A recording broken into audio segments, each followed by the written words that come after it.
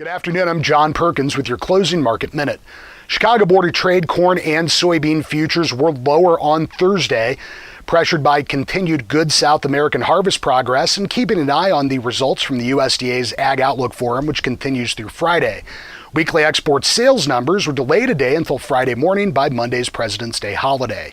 Wheat was mixed. Chicago was down. Kansas City was just about steady.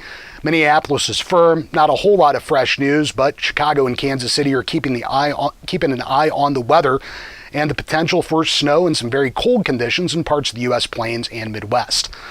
Live cattle were up and feeders were mixed ahead of Friday's USDA cattle on feed numbers. Many analysts are expecting all of the major categories to be at least somewhat above a year ago. USDA says in the monthly cold storage update that beef in cold storage at the end of January was a new all-time high, and beef production during January was up 8% in the year. Hog futures were lower on the steady to lower cash business.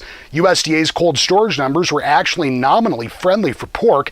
Total pork was down 16% from last year's record high, and that included a 77% drop in pork belly supplies. I'm John Perkins with your closing market minute.